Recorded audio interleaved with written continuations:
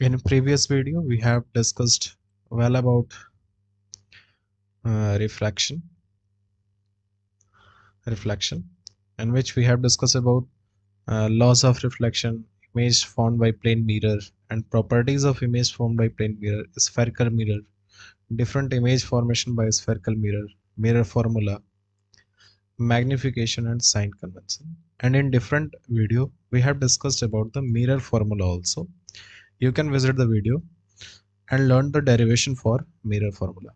In this video, we will discuss about mainly refraction. What is refraction? What are the laws of refraction? And what are the factors on which refraction occur? And such refraction due to the rectangular glass slab. Such things we will discuss. In the first things, we have to learn about refraction. What is refraction? We can define when a light ray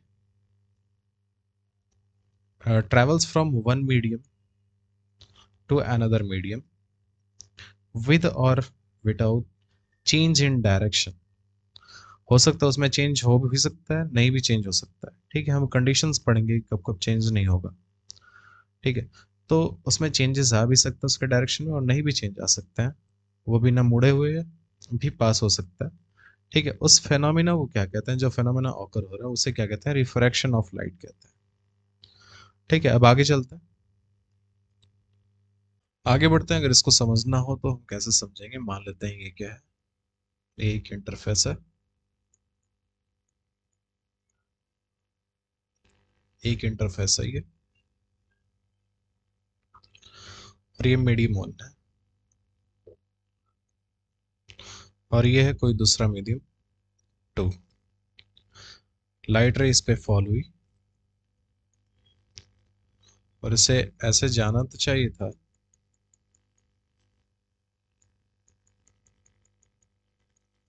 लेकिन वो क्या किया, अपने path से deviate होके इस तरफ आ गई। और हम यहाँ पे एक नॉर्मल ड्रॉ कर लेते हैं।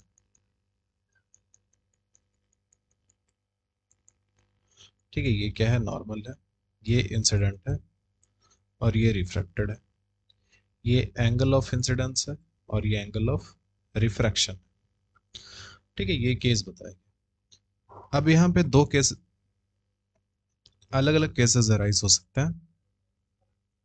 क्या केसेस अराइज हो सकता है कि ये लाइट रे आफ्टर रिफ्रैक्शन, मतलब आफ्टर चेंजिंग द मीडियम, ये नॉर्मल से दूर भी जा सकता है और नॉर्मल के नजदीक भी जा सकता है। तो कौन कौन से केसेस हैं देख लेते हैं। इसके बेसिस पे हम कह सकते हैं कि दो टाइप के मीडियम होते हैं। ठीक है, मीडियम दो टाइप के होता है। पहला क्या? ऑप्टिकल रेयरर मीडियम, और दूसरा क्या? Optical denser medium. अगर ऑप्टिकल रेयरर मीडियम की बात करें तो इसमें लाइट रे क्या, away from normal,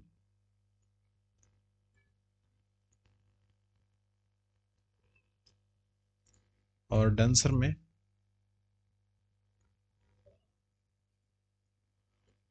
towards normal travel करेगी लाइट। ठीक है, अब बात आती है कि ये रिफ्रैक्शन होता क्यों है? Y? Y?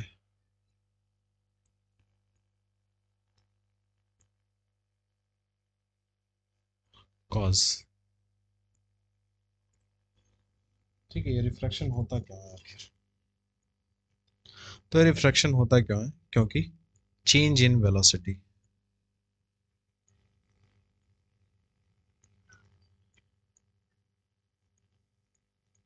Change in velocity और स्पीड ऑफ लाइट।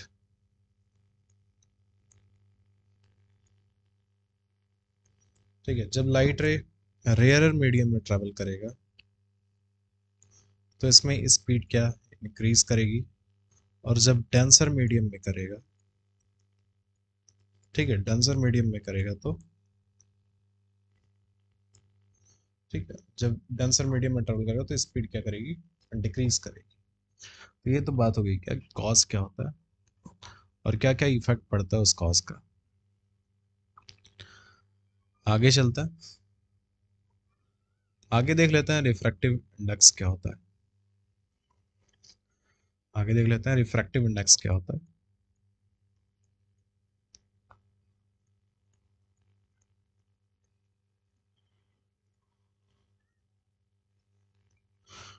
तो रिफ्रैक्टिव इंडेक्स क्या, हम दो टाइप के रिफ्रैक्टिव इंडेक्स पढ़ेंगे। पहला तो क्या,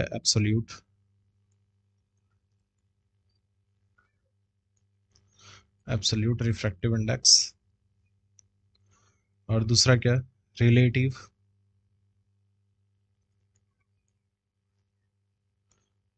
रिफ्रैक्टिव इंडेक्स। ठीक है, पहले तो सिंपली हम रिफ्रैक्टिव इंडेक्स को डिफाइन कर लेते हैं कि रिफ्रैक्टिव इंडेक्स होता क्या है।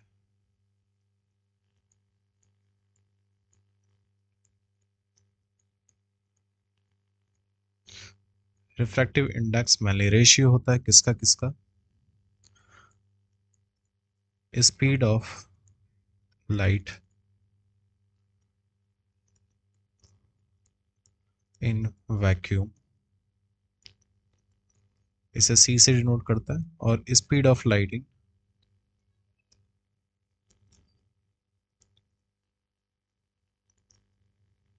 मीडियम, दैट इज, और इसको डिनोट कैसे किया जाता है, म्यू से डिनोट करता है। तो हम लिख क्या सकते हैं, mu is equal to c by v. और अगर हम एयर की बात करें तो एयर में क्या, सी और मतलब कि उसकी स्पीड क्या लगभग वैक्यूम के स्पीड के बराबर ही होती है, 3 × 10⁸ मीटर पर सेकंड। तो हम म्यू ऑफ एयर कह सकते हैं क्या, लगभग 1 के बराबर होगा। वैसे ही वाटर की बात करें तो ये 4/3 होता है, या कह सकते हैं 1.33 होता है। ग्लास की अगर बात करें तो ये लगभग 1.5 होता है। डायमंड की बात करें तो ये लगभग 2.4 होता है। और कलर्ड लिक्विड जैसे पेट्रोलियम हुआ, ठीक है, केरोसिन हुआ, पेट्रोल हुआ, इन सब का रिफ्रैक्टिव इंडेक्स क्या होता है, ये इस डायमंड से भी ज्यादा होता है, मोर देन 2.4। ठीक, तो अब आगे चलते हैं थोड़ा सा।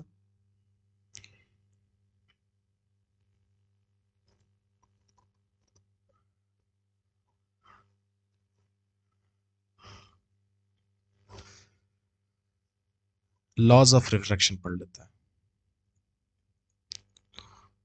लॉज ऑफ रिफ्रैक्शन, अगर लॉस ऑफ रिफ्रैक्शन की बात करें तो पहला तो क्या है कि incident ray,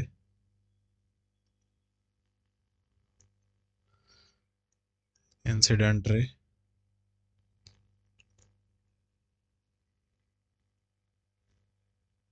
normal and refracted ray lie in same plane. और दूसरा स्नेल ने दिया था इसे कि हम स्नेल्स लॉ भी कहते हैं।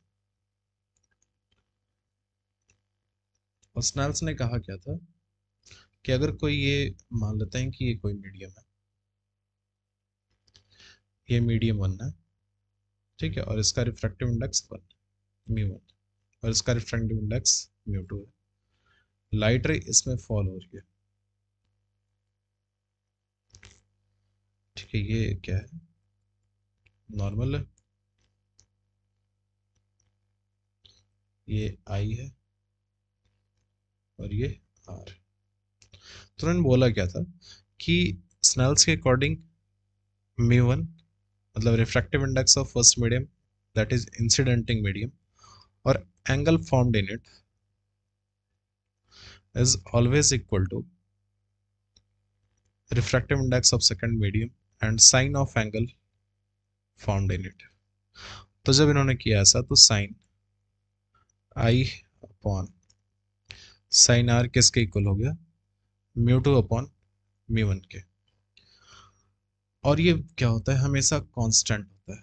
कांस्टेंट कहने का मतलब क्या है, ये म्यू टी और म्यू वन तो कांस्टेंट नहीं है। इनका कहने का मतलब था, अगर हम यहाँ पे एयर ले लेते हैं और ये वाटर ले लेते हैं,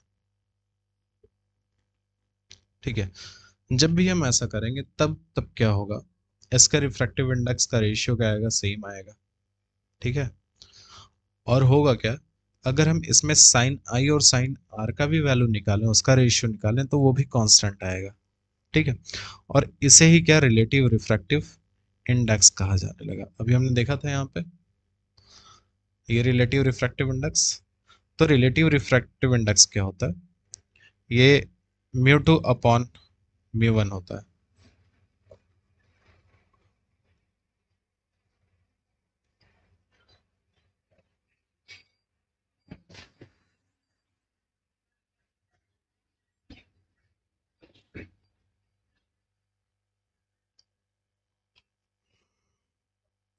और इसे ही क्या हम म्यू टू वन लिख सकते हैं। कहीं कहीं इसे ही कुछ इस तरीके से लिखा रहता है, और इसे ही कहीं कहीं कुछ इस तरीके से भी लिखा रहता है। ठीक है, तो ये तीन तरीके हैं लिखने का। और इसे पढ़ा कैसे जाता है, refractive index of medium two with respect to medium one. ये है इसके पढ़ने का तरीका। तो ये तो बात होगी क्या किसकी, अ, और एक प्रिंसिपल ऑफ रिवर्सिबिलिटी होता है, मतलब म्यू टू वन किसके इक्वल होगा, reciprocal of mu one to के।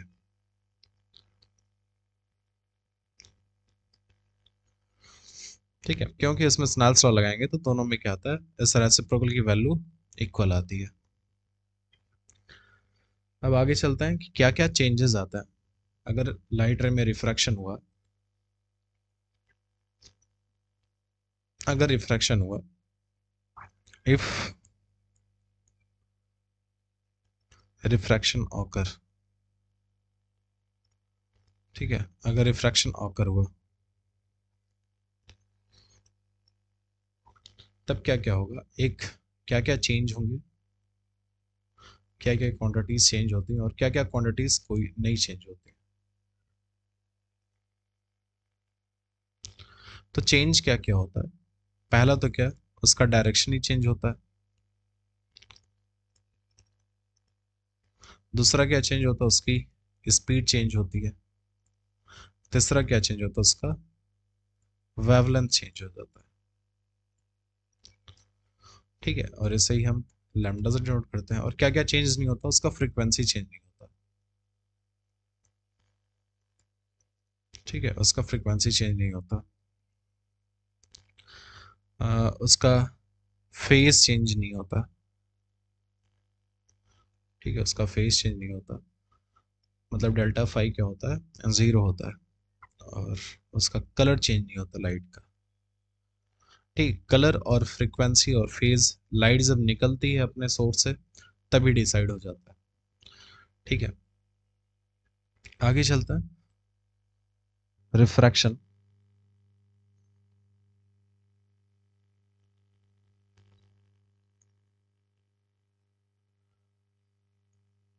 when no change in direction,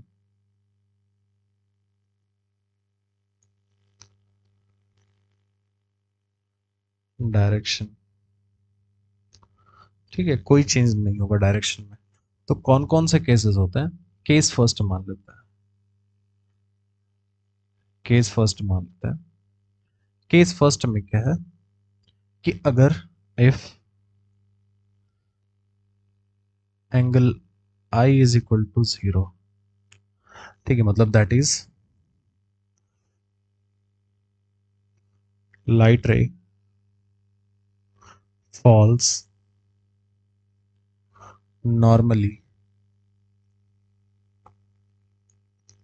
ठीक है, नॉर्मली फॉल हो रहा है। मतलब अगर इसका डायग्राम बना है कुछ, तो इस तरीके से बनेगा। ये तो क्या हो गया, इंटरफेस हो गया,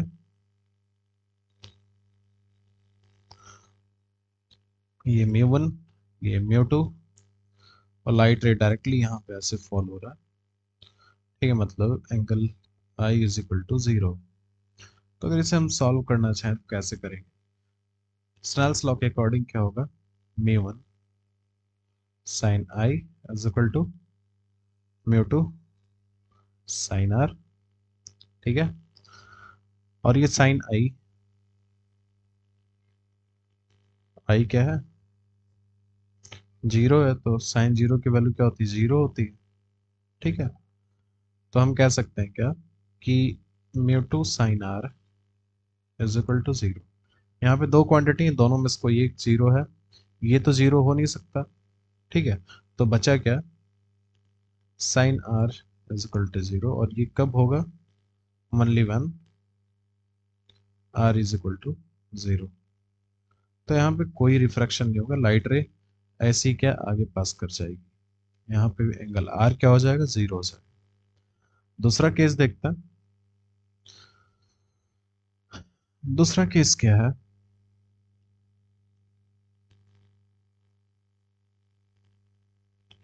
केस सेकंड। केस सेकंड है आपका, दोनों मीडियम का रिफ्रैक्टिव इंडेक्स क्या है? सेम है। मतलब if mu one is equal to mu to,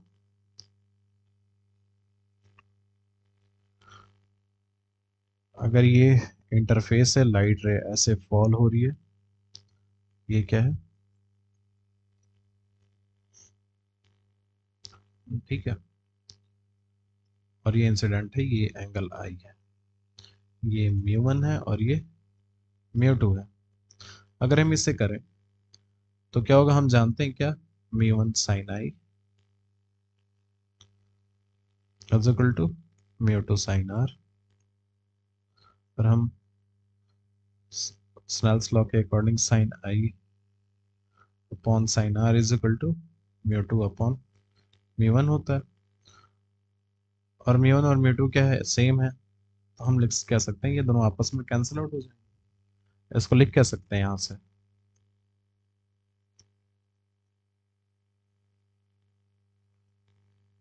mu upon mu लिख सकते हैं। ठीक है, तो ये तो कैंसिल आउट हो जाएगा, बचेगा क्या? वन बचेगा। तो हम sine I is equal to sine r लिख सकते हैं, और ये तभी होगा जब angle i is equal to angle r होगा। मतलब यहाँ पे भी कोई चेंज अकर नहीं होगा, ये एंगल आर क्या हो जाएगा? इस एंगल, सॉरी, इस एंगल आर के बराबर हो जाएगा। ठीक है, तो ये तो दो केसेस हो गई कहाँ पे रिफ्लेक्शन होकर नहीं होगा।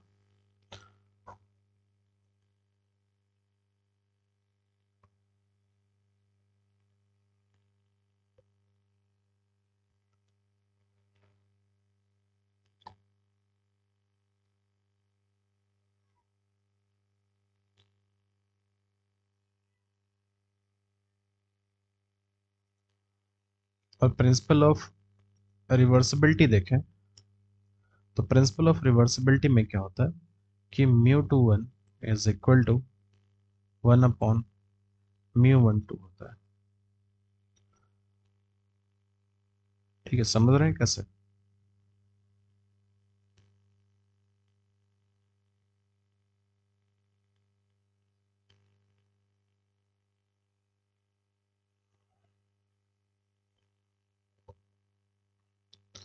इसको देख लेते हैं कैसे हो रहा है। अगर ये इंटरफेस है, ये मीडियम वन है और ये क्या है? मीडियम टू है। लाइट रे यहां से फॉल हो रही है।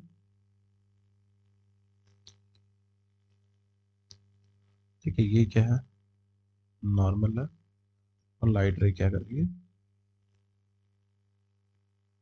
चली जा रही है। ये आई है और ये आर है।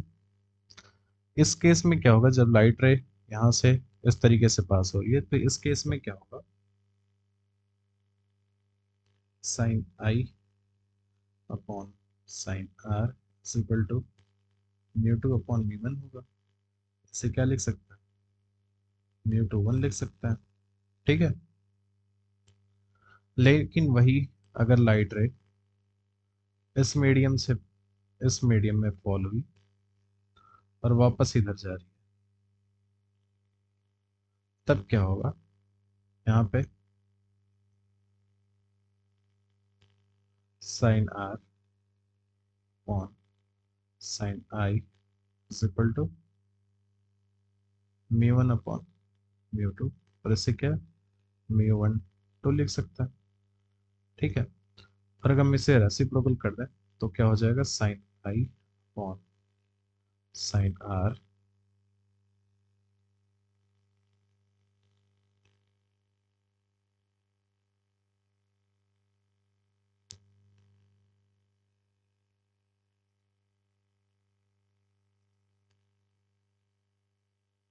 ठीक है। इसको अगर देखें तो यहाँ पे देख लेते हैं कट रहा है।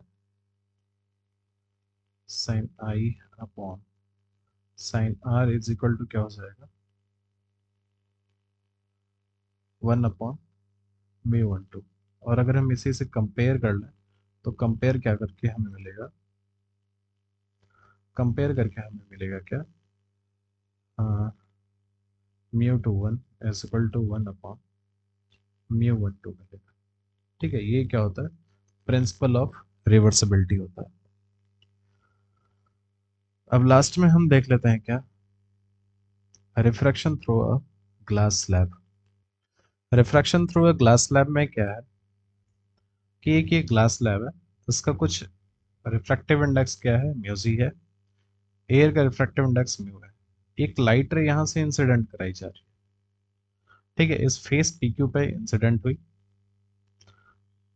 यहाँ पे क्या हो रहा है? डबल रिफ्रैक्शन होगा। एक तो जब लाइट रे इंटर करेगी तब यहाँ पे पहला रिफ्रैक्शन हो रहा है, दूसरा रिफ्रैक्शन कब होगा? जब वो एमिट करेगी तब।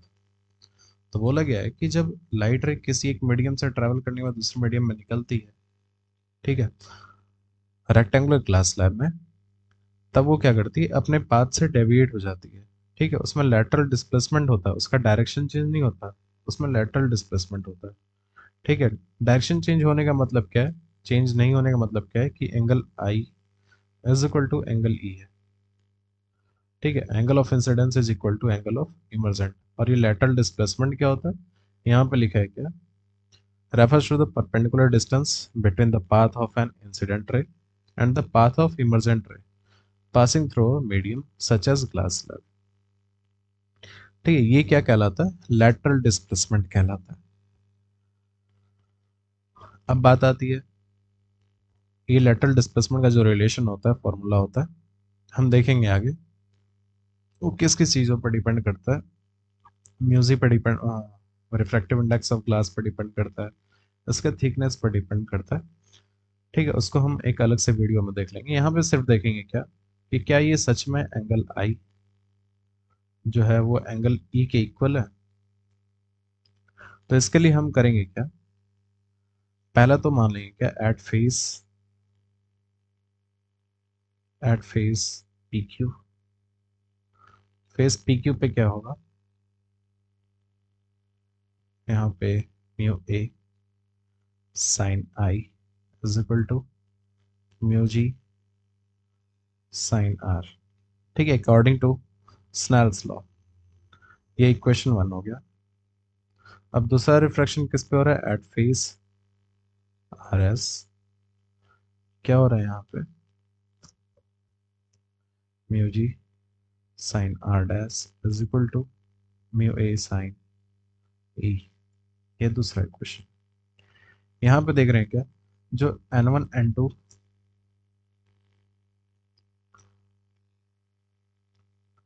ठीक है, एन वन एन टू है, वो पैरेलल है किसके? एन वन डैश और एन टू डैश के, क्योंकि वो सेम, ये दोनों तो पैरेलल, पी क्यू और आर एस तो आपस में पैरेलल होते हैं, और उस पर ये दोनों परपेंडिकुलर है, तो ये भी आपस में क्या होंगे? पैरेलल होंगे।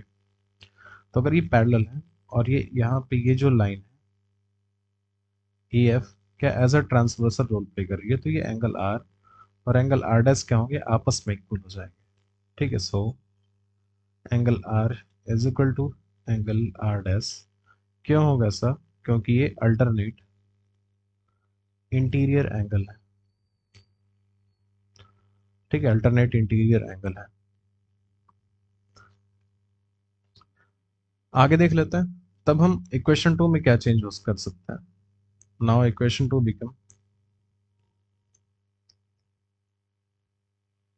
बिकम कैसा हो जाएगा, mu ji sine are is equal to mu A sine E हो जाएगा, और इसे हम थर्ड इक्वेशन लेते हैं। अब पहला equation mu A sine i mu ji sine r, और इसमें हम कंपेयर करेंगे। तो अगर हम जब कंपेयर करेंगे तो ये इसका ये वाला साइड और इसका ये वाला साइड क्या है, आपस में इक्वल है। तो हम क्या लिख सकते हैं at last, mu A sine I is equal to mu A sine E. ठीक है, म्यू ए आपस में कट गया, बचा क्या, sine I is equal to sine E. और ये तभी पॉसिबल है जब एंगल आई क्या है, एंगल ई के इक्वल है। ठीक है, तो इतना एनफ हो जाता है क्लास 10th तक के लिए। और हम लैटरल डिस्प्लेसमेंट का भी फॉर्मूला फाइंड आउट करेंगे, लेकिन एक अलग से वीडियो में। हम यहाँ से भी principle of reversibility of light को देख सकते हैं, प्रूफ कर सकते हैं। अगर हम देखें इस क्वेश्चन 1 को, ठीक है, इस क्वेश्चन 1 को हम कैसे लिख सकते हैं। इक्वेशन हम 1 को हम लिख सकते हैं,